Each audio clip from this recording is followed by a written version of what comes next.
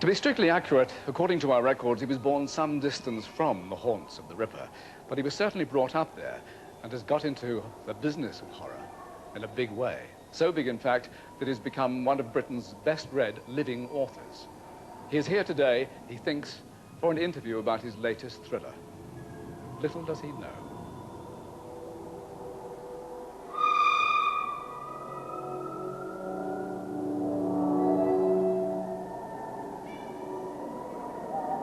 Behind Petticoat Lane, it gave me great ideas about horror. I mean, one alleyway away from my home was a place where Jack the Ripper fled through when he spliced a victim.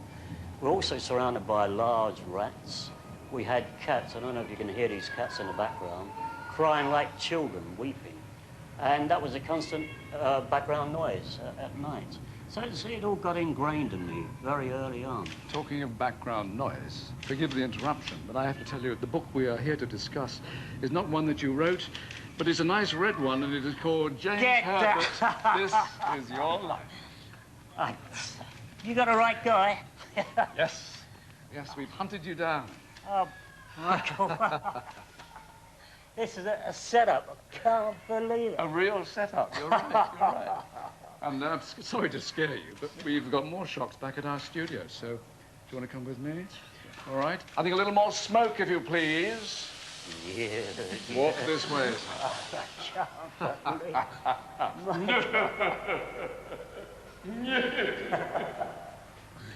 I don't believe it. What a set. Oh, what a fool.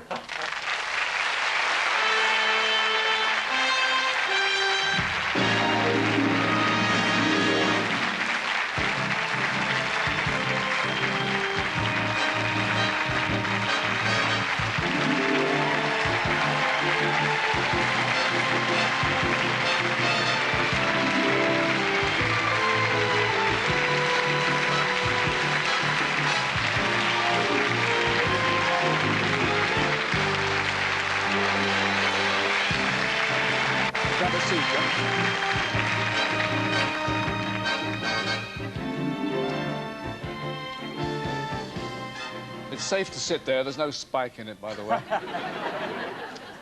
You must have felt quite at home in the London dungeon, didn't you? Just like home. Second home to me. It's wonderful.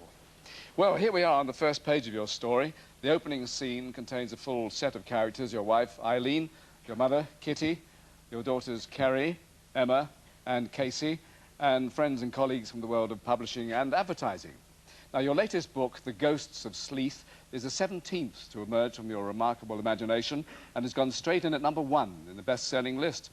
So far, your books have been read by more than 32 million people worldwide, which makes you one of the best-read of living British authors. Another equally successful writer from your publishing house has this message for you. Hello, James, and many congratulations. You spent your life shocking and surprising people, so I can only hope that the BBC got their revenge on you tonight, as I'm sure they did. Many congratulations, not only on the new book, but the way your career has just gone from strength to strength.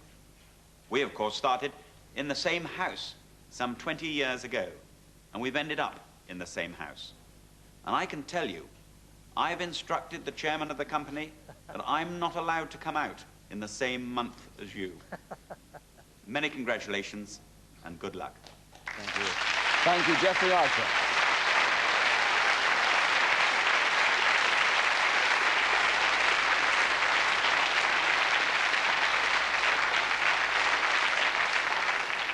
Now, Jim, you've spent your writing career haunting your readers, and now you're preparing to frighten the life out of cinema goers. Hello, James. As you know, I would give my eye teeth to be standing there beside you this evening, but I've got the best excuse in the world, because, as you well know, we are at long last putting James Herbert's Haunted on the screen.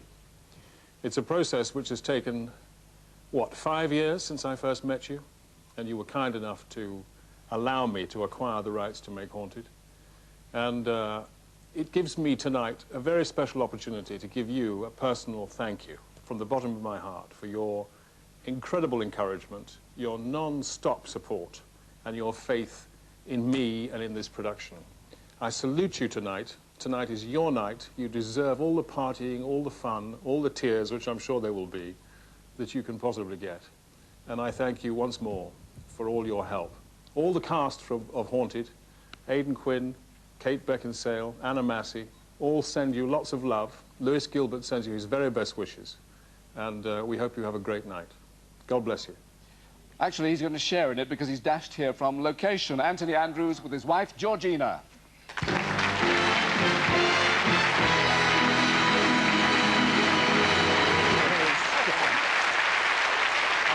Thank you. You knew yesterday, didn't you? Well, glad you could make it. Obviously, it means a lot. Indeed it does. Indeed it does. You know, it's all Georgina's fault, in fact, that we got together in the first place. She's responsible. She's totally responsible. She read the book in the first place, turned to me and said, if you do nothing else right in your life, you'll check the rights of this book. And I read it, and she was absolutely right. So James and I then got together and started talking about the making of it. Anything spooky happened during the making of a spooky film? Well, actually, I mean, the one member of the cast that wasn't mentioned on my little clip, Johnny. Johnny, dear Sir Johnny, Sir John Gielgud. We're very honoured that Sir John accepted our invitation to be part of the cast. And he's playing a character which I know is a little bit of a sore point with James, because it's a character that doesn't actually appear in his book. But nevertheless, so Sir John, aged 91, came down to be with us on the location. And there we all were, sitting very nervously, waiting for our first meeting with him and having a drink. And the proprietor of the hotel walked up and said, "Good evening, Sir John. How nice of you to come and grace our establishment. I have some extremely bad news for you." And we all went grey, of course. And he sat down and he said, "I'm afraid to say that the ceiling of your bedroom has just fallen in." And I objected like that and said, "Well, goodness me, how on earth could that happen?" There was a long pause, and the proprietor said, "Well, it is James Herbert." True, it is spooky. Thank you both very much. Thank you. Wonderful. I'll see you later. Thank you. See you later.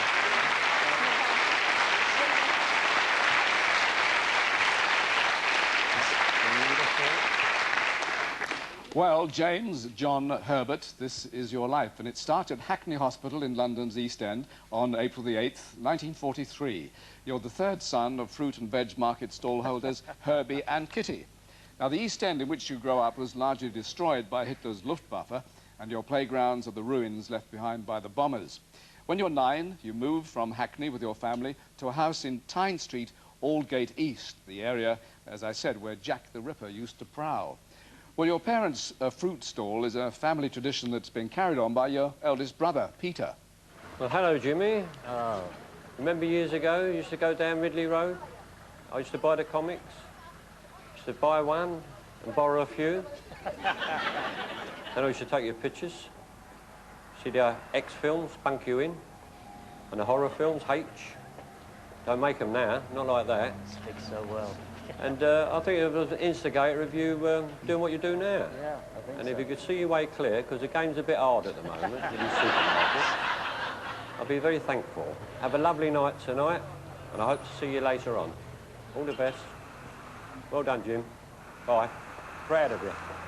Well, he's put the stall away, and he's here now. Your brother Peter, and with him your other brother John.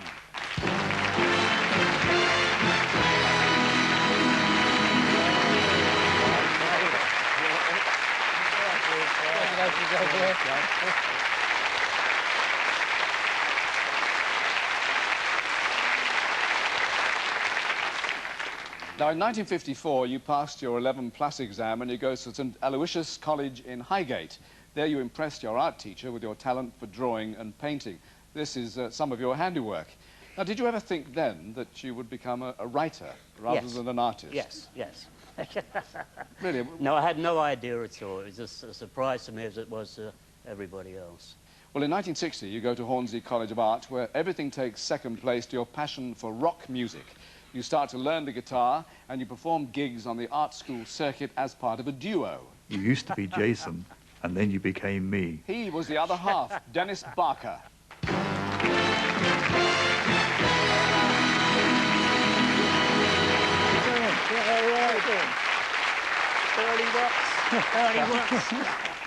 This sounds a bit like an identity crisis you've described. Yes, well, we were a duo, and we used to play the pub circuits, if I I remember. had the voice. You had the voice. Yeah. We were called Jason and the Argonaut, and we were so, well, we weren't bad, but Cool. the Argonaut was so terrible, Yeah, that's true. we decided that we must get ourselves a proper job. Mm-hmm. As it happened, I had 2 jobs on offer. I accepted one of the jobs, There's always more talented than and me, you see. if I remember rightly, I said, Jim, do you a little favour here? Jim went along to one of the interviews, and I believe he even had a cheat to call himself Dennis Barker. Is that right? I did. They still know me as Dennis Barker. To Really? this day, Yeah. Did it do you any good? No, but it's good for the tax man now, because they My tax bill is terrible. Dennis, thank you. very It's a much. pleasure. Jim? See you later.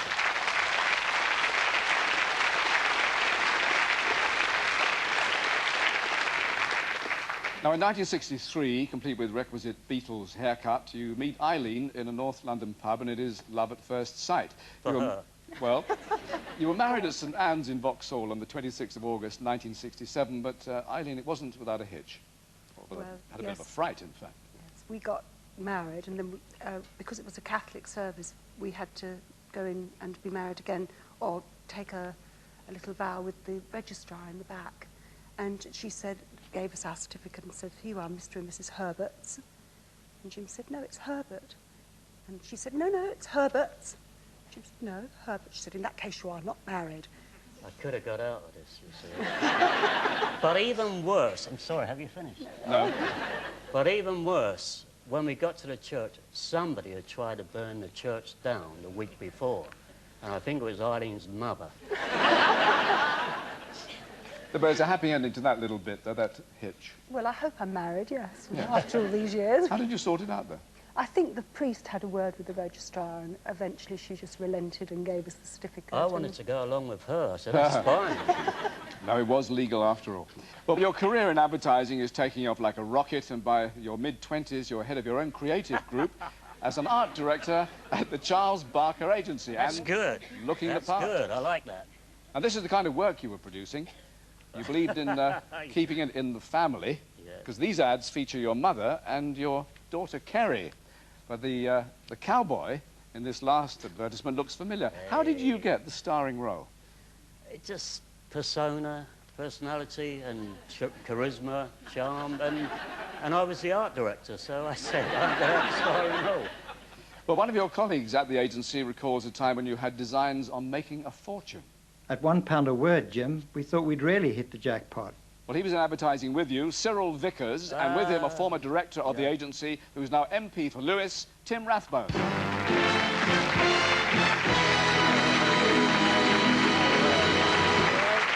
Hello, Sam. Fancy you being here. You know, we're neighbours.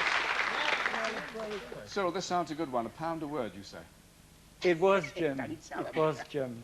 Not only did we do TV and press ad, but we also did tube card ads, which we discovered that we could charge £1 a word. Yeah. So we got the copywriters to write longer No, copy. we did the copy ourselves, Yeah. and it got longer and longer. Yeah, I mean, it went round the back as well, that particular one. This, in fact, is yours. Yeah. Yeah. Tim, you worked with James. He was a terrific art director. He caused terrible difficulties. I think it was with Barclays Bank that we both worked together most closely on. Difficult? I can't Yes, believe this. extremely difficult. But Charles Barker was 150 years old in those days, and Jim really made a terrific contribution to dragging this old mammoth into the 20th century. That's right. But I never thought he'd write anything. I really didn't. How wrong can we be? Nor did I. Thank you both very much. Thank you. I'll see you later.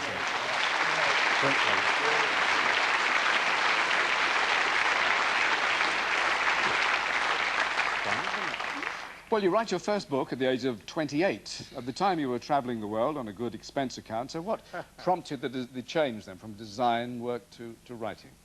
It's because every copywriter that I knew in the office had their manuscript. There's one over there had her manuscript in the drawer. And it just seemed like a good idea. I mean, that's how stupid I was. It seemed like a good idea to sit down and write a book in the evenings and weekends. And in advertising, you've rarely got a free evening or a weekend. Well, your first book is called The Rats. You write it out in longhand over a period of 8 months and then get Eileen to type it out for you. Well, you send out 6 copies of your manuscript, 5 publishers turn you down, and then you get an acceptance letter from the managing director of the New English Library. And tonight, Jim, I shall prove to you that I'm not the skinflint that you've been making me out to be. He was your first publisher, Bob Tanner.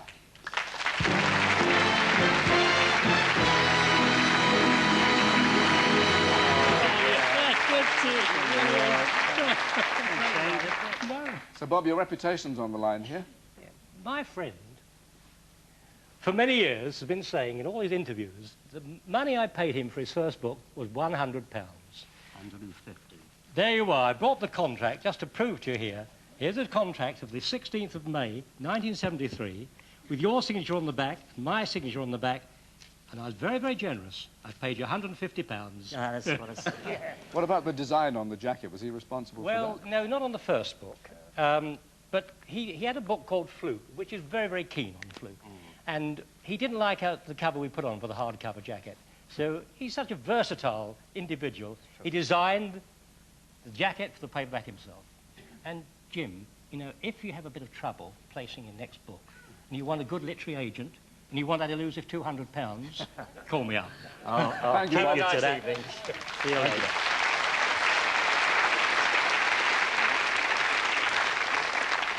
Now, after all that, the first review that you read dismisses The Rats as total rubbish fit only for the dustbin. How did you react to that? Well, I was crushed. I mean, I said to Eileen that Sunday morning, I said, well, obviously I'm not a writer. We should actually give up. I'll stick to advertising. Fortunately, the week later, in the Sunday Times, it said it was brilliant.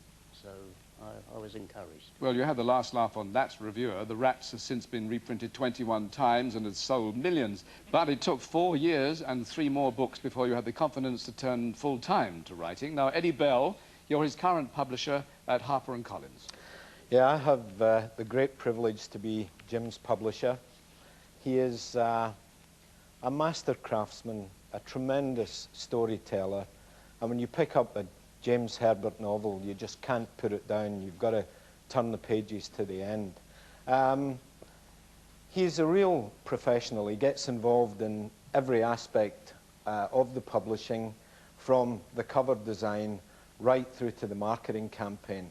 In fact, he drives us absolutely berserk. But he really is a tremendous author to work with, and we have a great deal of fun. And I'm looking forward to the next book, where it's going to be Jason Herbert Herbert. He's a one-man industry, obviously. Now, several of your books have been made into films, but like most writers, you've not always been happy with the result. What happened when you visited the film set of The Rats in New York? Well, they had these sausage dogs, you know, dachshunds, and they were dressed up with plastic teeth, and, you know, and they would run along a corridor to chase a man to tear him to pieces, and they were barking. And I swear one was sitting up and begging. So it didn't really work. Sausage dogs as rats. Now, well, you've always had the ability to chill readers with your descriptive writing, so much so that you threw a shadow over the holiday of a good friend of yours. Yes, but then you've always given me the shivers, Jim. It's broadcaster Jenny Hanley.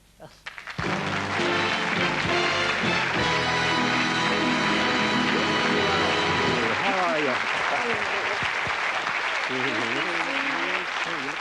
Jenny, you're a glutton for horror stories. Oh, I am. I mean, you told me that this book was great to go on holiday with. Yeah. It was. Yeah, but then I had to come home. It was months before I'd go near the pond in my garden. But since the first time I read your books, I've been a #1 fan. What I didn't know was what you'd be like the first time I interviewed you. And what I'm sure everybody tonight has found out is that you've got a wicked sense of humour. You're a lovely man, but you're also an old rocker. You're a Buddy Holly fan yourself. That's right. And I think maybe I ought to warn you that your party piece is to play guitar, and you will play guitar at the drop of a hat, so you've been warned. We've been warned. Jenny, thank you very much.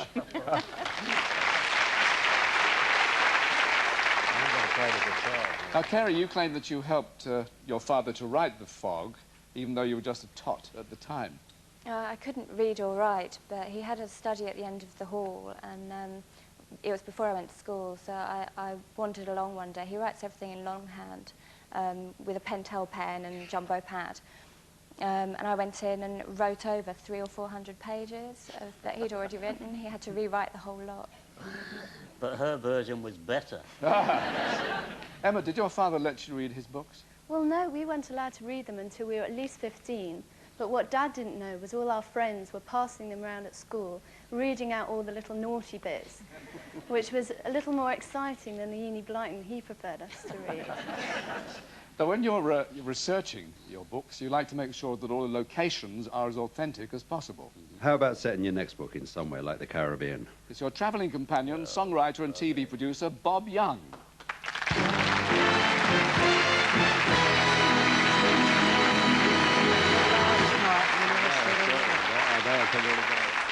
So, Bob, you've done some travels together. Well, yeah, Jim sort of tends to ring me up now and again when he wants to go away and do some check out locations and things. And we've been to quite a few interesting places, like we've lost in the wilds of Scotland and in snow blizzards and all sorts of things. He's a terrible driver, but he's a great drinker. In that order? Yeah. Yes. I always make sure he's in bed by daybreak as well. And actually, we had a good trip earlier on this year, and Jim rang me up on a Tuesday and said, "What are you doing this weekend?"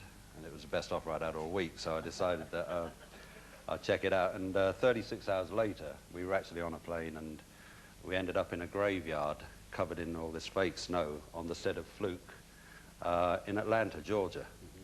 And we spent a few days over there, a couple of late nights. All I'd like to say, Jim, is can you make sure your next book is on a beach somewhere? Yeah. You know, with a lot of sunshine. Already started. Has it started? Yeah. Good man. Lucky you. Thank you, Bob, very much. We may have a drink later. You might well do.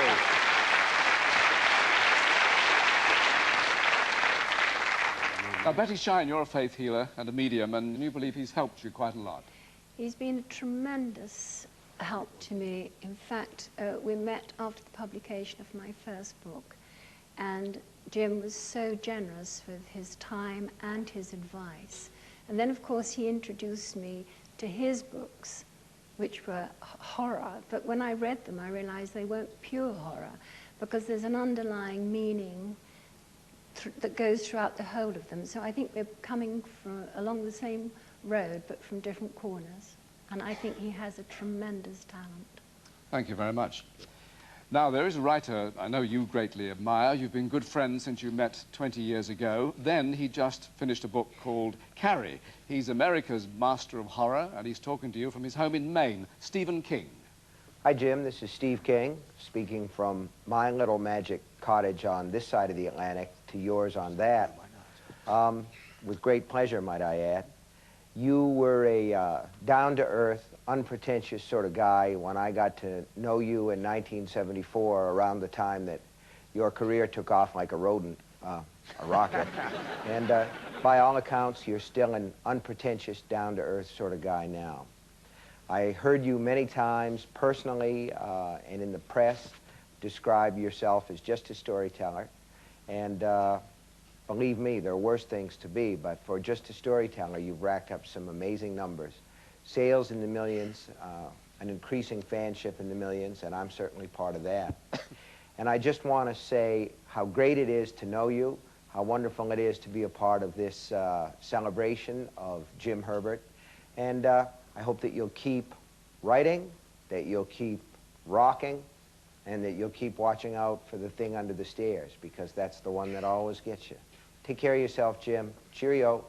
Thank you, Stephen King.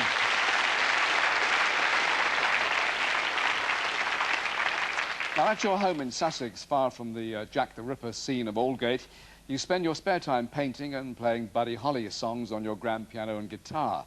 Now, someone you first met when he was playing at a school gig more than 30 years ago often drops in for a session.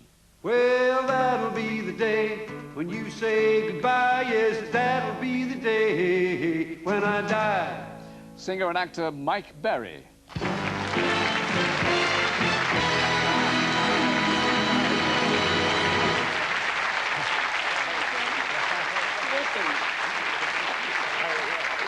Mike, I see he's come fully Hold on. on a second. We knew this might happen. Now listen, the James Herbert story would not be complete without you playing a bit of Buddy Holly, because James Herbert is a closet Buddy Holly and rock and roller. So we're going to do a bit of that with today. Come on, Jim. Don't let me down there. That's a good lad. What key are you doing it? We haven't got a play in B. We're in A. Are we there? Well, that'll be the sing on. You say goodbye. Well, that'll be the day when you make me cry. You say you're gonna leave. You know it's a lie, 'cause that'll be the day when I die. Terrific. Look at us. James Herbert. Thank you very much. You are terrific. Congratulations, Jim. Thank you very much.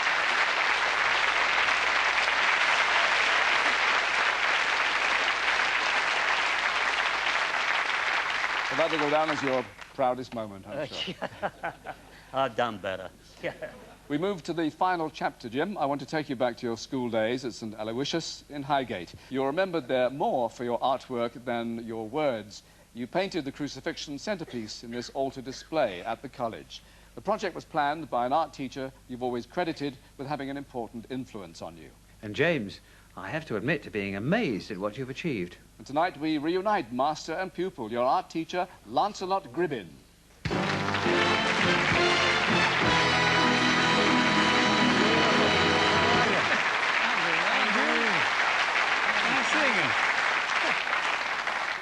Lancelot, or do we call you sir? Well, you must kneel when you as we had to. Yeah, well, that's quite true. It was always obvious that James had a great talent, but I had no idea he'd gone off in the direction of horror writing. It didn't seem clear to me until I was told of it only days ago that the Jimmy Herbert I taught was the James Herbert, the horror writer. And you can see why, because it's quite a jump from painting the crucifixion to writing horror stories. At least it seems so to me. But it's nice to think anyway that we laid some sort of foundation at the school and that it helped to build a successful career. I'm very pleased to see you've done so well. James Herbert, this is your life. Oh.